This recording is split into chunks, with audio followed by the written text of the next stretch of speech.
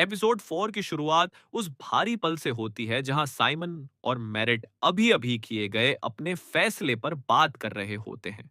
उन्होंने कात्या को जोसेफ के साथ छोड़ दिया था और दोनों जानते हैं कि यह फैसला आसान नहीं था। साइमन अंदर से गिल्ट महसूस कर रहा होता है, लेकिन मेरिट मानती है कि यह सब उसकी योजना का हिस्सा था।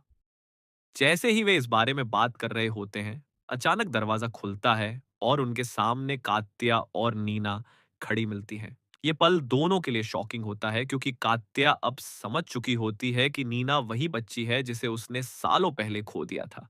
वह इमोशनली टूटने लगती है और हालात बिगड़ते देखकर साइमन तुरंत कंट्रोल लेता है। वह नीना को ऊपर भेजता है और कात्या को बेहोश करके वापस सेफ हाउस ले जाता है। इसी दौरान मेरिट नीना के साथ बैठती है और पहली बार थोड़ा इमोशनल साइड दिखाती है। वह नीना को साइमन के एन्यूरिज्म के बारे में बताती है और उसे भरोसा दिलाती है कि वह ठीक हो जाएगा। फिर वह अपने अतीत की एक बहुत पर्सनल कहानी बताती है। उसका एक भाई था जो उससे 7 साल बड़ा था और उसने आत्महत्या कर ली थी, लेकिन उसके परिवार ने हमेशा इसे एक्सीडेंट कहा। मेरिट मानती है कि उसने पूरी जिंदगी सच से भागना सीखा, जबकि नीना झूठ को कभी स्वीकार नहीं करती, और शायद यही वजह है कि वह उससे इतना जुड़ाव महसूस करती है। फिर कहानी फ्लैशबैक में चली जाती है। 17 साल पहले का मोरक्को। उस समय मेरिट एक मिशन पर थी, जहां उसका टारगेट एक शक्तिशाली शेख था। उसी मिशन के दौरान उसका रिश्ता जोनस से बना, जो उस शेख की सिक्योरिटी टीम में था। शुरुआत में यह रिश्ता सिर्फ मिशन का हिस्सा था, लेकिन धीरे धीरे इमोशंस भी शामिल हो गए। मेरेट ने ग्रेगोर से फोन पर एक्स्ट्रा 2 हफ्ते मोरक्को में रुकने की परमिशन मांगी थी, क्योंकि वह जॉन्स के साथ समय बिताना चाहती थी। मिशन की आखिरी रात वह शेख के रेजिडेंस में घुसती है और उसका फोन कॉपी करने लगती है, लेकिन अलार्म बज जाता है। जोनस और उसका साथी उसका पीछा करते हैं और आखिर में जोन्स उसे गन पॉइंट पर पकड़ लेता है। वर्तमान में मेरिट फैसला करती है कि उसे जोनस से जानकारी लेनी होगी। वह उसके ऑफिस का फायर अलार्म बजाकर उसे बाहर आने पर मजबूर करती है। दोनों के बीच बातचीत होती है, जिसमें जोनस कबूल करता है कि उसने कभी नहीं सोचा था कि वह मेरेट के खिलाफ खड़ा होगा। वह कहता है कि उसने इस दुनिया से निकलने की कोशिश की थी, लेकिन उसे जाने नहीं दिया गया। मेरिट उसे एक पेपर स्लिप देती है, जिस पर होटल का नाम लिखा होता है। यानी अब दोनों फिर से मिलने वाले हैं। फ्लैशबैक में साइमन ग्रेगोर से बात करता है और पूछता है कि मेरिट को एक्स्ट्रा 2 हफ्ते मोरक्को में क्यों रहने दिया गया। ग्रेगोर ब्लंटली कह देता है कि यह मेरिट का फैसला था और शायद उनकी शादी अब पहले जैसी नहीं रही। ये बात साइमन के अंदर इनसिक्योरिटी को और गहरा कर देती है। उधर बी एंड डी पिछले शूटआउट की इन्वेस्टिगेशन कर रही होती है, जबकि जोसेफ घायल ग्रेगोर को कहीं सुनसान जगह छोड़ देता है। दूसरी तरफ साइमन अपने रेस्टोरेंट पर नीना को भरोसा दिलाता है कि वह सर्जरी करवाएगा। तभी सेफ हाउस से सिक्योरिटी अलर्ट आता है। कात्या अंदर कैमरास तोड़ रही होती है। साइमन वहां पहुंचता है और कात्या गुस्से में उस पर हमला कर देती है। वह बार बार कहती है कि उससे उसकी बेटी छीनी गई थी। होटल में मेरेट और जोन्स मिलते हैं। दोनों का रिश्ता अब पूरी तरह कंफ्यूजन से भरा है। फ्लैशबैक दिखाता है कि मोरक्को में जोनस ने अपने ही साथी को मार दिया था ताकि मेरिट बच सके। वह उसके साथ भाग सकता था, लेकिन उसने मना कर दिया क्योंकि उसे पता था कि एक स्पाई के साथ जिंदगी असंभव है।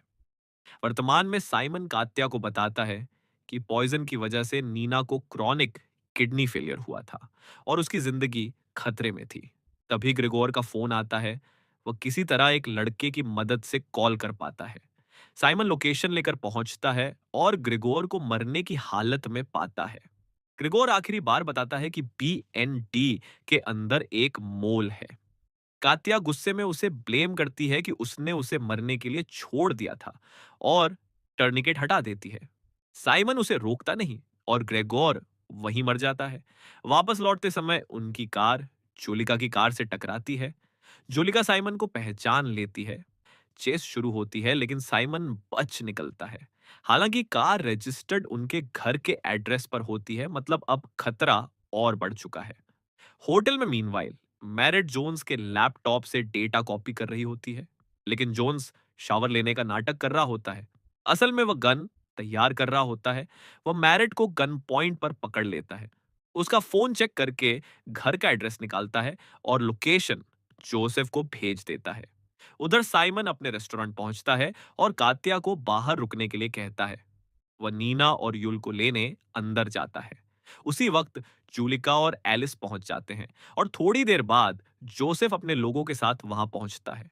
केओस शुरू हो जाता है, लेकिन साइमन और उसका ग्रुप किसी तरह एस्केप कर जाते हैं। जोसेफ भी बच निकलता है, जिससे जूलिका फ्रस्ट्रेटेड हो जाती है। इसी बीच जूलिका को खबर मिलती है कि ग्रेगोर डेड मिल चुका है।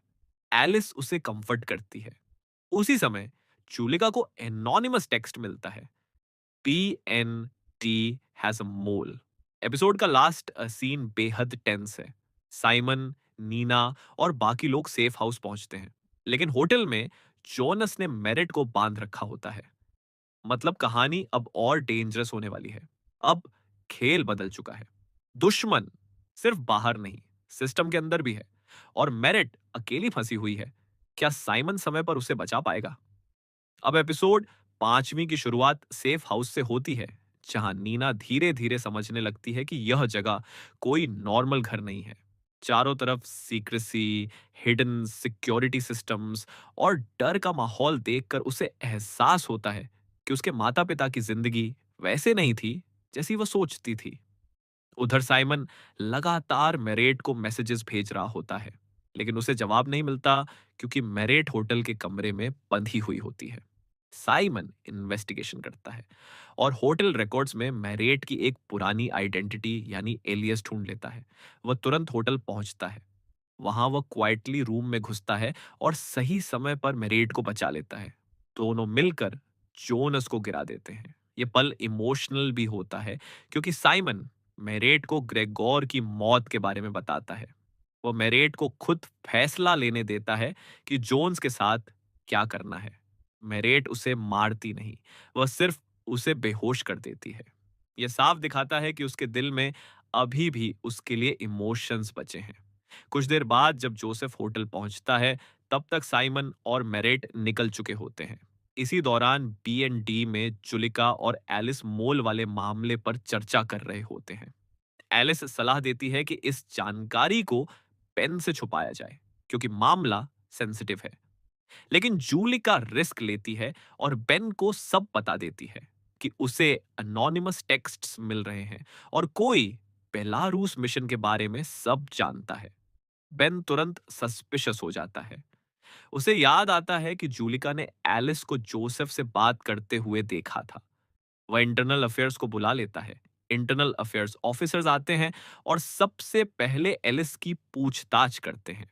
इन्वेस्टिगेशन के दौरान एलिवेटर के ऊपर टेप किया हुआ फोन मिल जाता है, वही फोन जो मोल कम्युनिकेशन के लिए इस्तेमाल हो रहा था। सेफ हाउस में मीनवाइल नीना कात्या से पूछती है कि वह असल में कौन है। कट्या सीधे जवाब नहीं देती, लेकिन कहती है कि मेरेट तुम्हारे लिए पूरी दुनिया से लड़ सकती है। ये बात नीना को और कंफ्यूज कर देती है। जब साइमन और मेरेट वापस सेफ हाउस आते हैं, तो दोनों के बीच लंबी और पेनफुल आर्गुमेंट शुरू हो जाती है। शुरुआत ग्रेगोर की मौत से होती है, फिर बात मेरेट और जोनस के पुराने रिश्ते तक पहुंचती है। मेरेट कहती है कि उसने जोनस का इस्तेमाल इंफॉर्मेशन के लिए किया, लेकिन सीमन उस पर विश्वास नहीं करता। वह कहता है कि मेरिट हमेशा खुद के बारे में सोचती है, ना कि उसके या नीना के बारे में। सालों से दबे हुए इमोशंस अब बाहर आने लगते हैं। आखिरकार तीनों, सिमोन, मरेत और कतिया, एक नया प्लान बनाते हैं। कतिया जोसेफ को फोन करती है और ऑफर देती है कि वह उसके साथ मिलकर नीना को वापस पाना चाहती है। वह उसे अकेले मिलने बुलाती है। जोसेफ मान जाता है। सीन शिफ्ट होता है एक बीच पियर पर, जहां कात्या जोसेफ का इंतजार कर रही होती है। थोड़ी दूरी पर मेरेट स्नाइपर गन लेकर तैयार बैठी होती है। प्लान सिंपल था। कात्या सिर्फ पेट बनेगी और मेरेट दूर से जोसेफ को खत्म कर देगी। लेकिन जैसे ही जोसेफ आता है, कटिया इमोशंस में कंट्रोल खो देती है और खुद उस पर हमला कर देती है। ये मूव पूरा प्लान बिगाड़ देता है। जोसेफ आसानी से उसे रोक देता है और बोट में भागने लगता है। उसी समय दूर से जोनस फायरिंग करता है। मरेट और कतिया वैन की तरफ भागती हैं और गोली मरेट के कंधे में लग जाती है। दूसरी तरफ वेरा अपना पहला एम्बेसडर स्पीच देती है। उसी वक्त उसका पिता साशा उससे मिलने आता है और बताता है कि स्टारफिश यानी उनका मोल प्रॉब्लम में है। पीएनडी में जूलिका को खबर मिलती है कि एलिस गायब हो गई है। एलिवेटर वाले फोन पर उसके फिंगरप्रिंट्स मिलते हैं। जूलिका पैनिक में उसे ढूंढती है और शॉक हो जाती है जब वह एलिस की बॉडी अपने ऑफिस में पाती है। उसने खुद को फांसी लगा ली होती है। पेन बाद में रियलाइज करता है कि जोसेफ ने एलिस से जो वर्ड्स कहे थे वे द स्टारफिश नाम की किताब से थे, यानी उसका कोड नेम। लेकिन जूलिका सेटिस्फाइड नहीं होती। वह वेरा को रेस्टोरेंट में ढूंढ लेती है जहां वह अपने पिता के साथ होती है। जूलिका सीधे बेलारूस मिशन का जिक्र करती है और वेरा समझ जाती है कि मामला उससे बड़ा है जितना उसने सोचा था। मीनवाइल साइमन, मेरेट और कत्तिया सेफ हाउस लौटते हैं। साइमन मेरेट के कंधे से गोली निकालता है, लेकिन जब वह बुलेट को ध्यान से देखता है तो शॉक हो जाता है। उसमें जीपीएस ट्रैकर लगा होता है। इसका मतलब साफ है, जोसेफ अब उनकी एग्जैक्ट लोकेशन जान चुका है।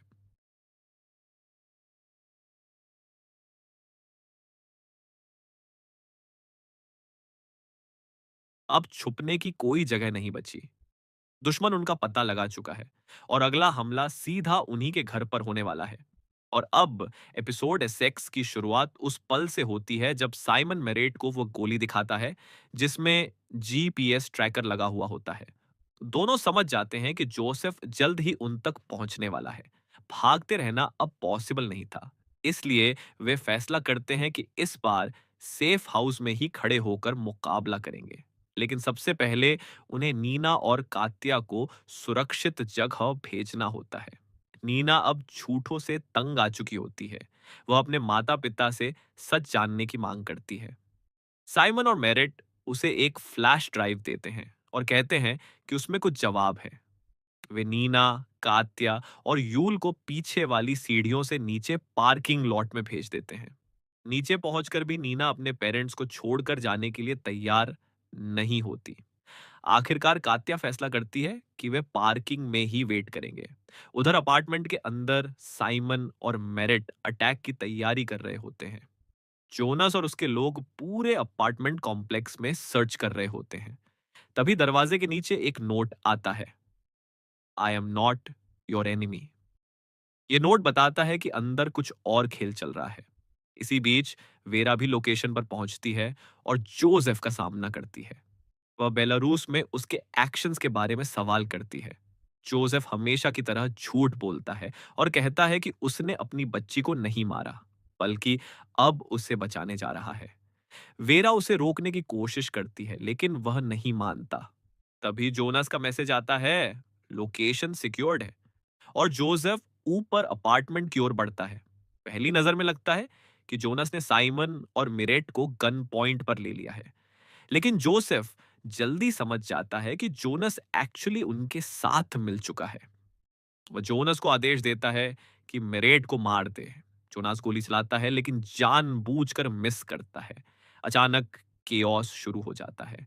जोसेफ नोट पढ़ता है जो मिरेट ने जोनस को दिया था, जिसमें लिखा था कि वह उसका दुश्मन नहीं है और अगर वह जोसेफ को गिराने में मदद करे तो उसके परिवार को कोई नुकसान नहीं होगा। जोसेफ गुस्से में आकर जोनास के सिर में गोली मार देता है। इसके बाद पूरा अपार्टमेंट बैटलफील्ड बन जाता है। साइमन और मेरेट अपने सेफ हाउस के ऑटोमेटेड कंट्रोल्स का इस्तेमाल करते हैं। डोर्स लॉक करना, लाइट्स कंट्रोल करना, ट्रैप एक्टिवेट करना और जोसेफ के आदमियों को एक एक करके गिराते हैं। लेकिन फाइट के बीच साइमन की हालत बिगड़ने लगती है। उसका इनर्सिम ट्रिगर हो जाता है। तेज सिर दर्द शुरू होता है और वह जमीन पर गिर पड़ता है। नीचे पार्किंग में नीना फ्लैश ड्राइव चलाती है। वीडियो में उसके माता पिता बताते हैं कि वे ex B N T spies थे और उनकी जिंदगी पूरी तरह मिशनों से जुड़ी रही है। नीना के लिए यह सच बेहद शॉकिंग होता है। जैसे ही वह वापस ऊपर जाने का सोचती है, मेरेट नीचे पहुंचती है। वह घायल सीमन को घसीटते हुए ला रही होती है। वे तुरंत हॉस्पिटल भागते हैं, जहां साइमन को इमरजेंसी सर्जरी के लिए ले जाया जाता है। अगले दिन पीएनडी टीम साइमन और मीरेट के सेफ हाउस की तलाशी लेती है। जूलिका को उसका फोन वापस मिलता है और वह बेन से वादा करती है कि अगर इन्फॉर्मेंट फिर संपर्क करेगा तो वह बताएगी। हॉस्पिटल में मेरिट कातिया से कहती है कि नीना को सच वह खुद बताएगी। उसके बाद वह हॉस्पिटल चर्च में जाकर पहली बार टूट कर रोती है। इतने सालों का दबा हुआ गिल्ट बाहर आ जाता है। इसी दौरान वेरा अपने पिता साशा से बात करती है और बताती है कि स्टारफिश मर चुका है और उसकी शादी भी खत्म हो चुकी है। लेकिन साशा रिवील करता है कि मोल एक्चुअली एक आदमी है, यानी एलिस नहीं थी। कुछ समय बाद जोसेफ घर लौटता है। वेरा उसे बताती है कि अब वह मॉस्को वापस जाएगा, जबकि वह खुद जर्मनी में एम्बेसडर बनी रहेगी। बाद में जोसेफ को एक कमरे में ले जाया जाता है जहां साशा उसका इंतजार कर रहा होता है। साशा कहता है कि जोसेफ को 16 साल पहले मर जाना चाहिए था और अब उसका वक्त खत्म हो चुका है। उसके लोग बंदूक तान देते हैं, लेकिन यह साफ नहीं दिखाया जाता कि जोसेफ सच में मरा या नहीं। दूसरी तरफ सबसे बड़ा ट्विस्ट सामने आता है। असली स्टारफिश कोई और नहीं, बल्कि बेन होता है। फेरा उससे मिलती है। बेन पछताता है कि उसने एलिस को मरने दिया और कहता है कि वह अब मोल बनकर काम नहीं करना चाहता। लेकिन वेरा उसकी कन्फेशन सीक्रेटली रिकॉर्ड कर चुकी होती है और उसे ब्लैकमेल करके वापस अपने कंट्रोल में ले लेती है। हॉस्पिटल में साइमन की सर्जरी सक्सेसफुल होती है। वह होश में आने के बाद मैरिट से बात करता है और मानता है कि उसने शादी बचाने के लिए बहुत सेल्फिश डिसीजंस लिए, यहां तक कि एक बच्चा चुराने जैसा फैसला भी। दोनों महसूस करते हैं कि उनका रिश्ता अब नहीं चल सकता और वे अलग होने का फैसला करते हैं। सीजन के आखिरी हिस्से में कातिया जूलिका को कॉल करती है और प्रोटेक्शन के बदले साइमन और मेरेट की लोकेशन दे देती है। नीना को वह झूठ बोलती है कि उसके पेरेंट्स ने उसे बाहर भेजा है। मेरेट अस्पताल से बाहर नीना को जाते हुए देखती है और उसे रोकने की कोशिश करती है, लेकिन तभी पुलिस ऑफिसर्स उसे पकड़ लेते हैं। साइमन को भी अरेस्ट कर लिया जाता है। उन पर आरोप लगाया जाता है जोनस ऑकिन की हत्या का। फाइनल मोमेंट में नीना कंफ्यूज्ड हालत में कत्या के साथ चली जाती है और सेमन मेरेथ हथकड़ियों में खड़े रह जाते हैं। सच सामने आ चुका है, लेकिन कहानी खत्म नहीं हुई। जिसे तुम एंडिंग समझ रहे हो, वही असली खेल की शुरुआत है। अनफैमिलियर सीजन 2 में सब कुछ बदलने वाला है। तो ऐसी ही मिस्ट्री, थ्रिलर और स्पाई सीरीज की पूरी एक्सप्लेनेशन देखने के लिए चैनल को सब्सक्राइब करना मत भूलना। वीडियो पसंद आए तो लाइक जरूर करना और अपनी थ्योरी कमेंट्स में बताना। मिलते हैं नेक्स्ट वीडियो में।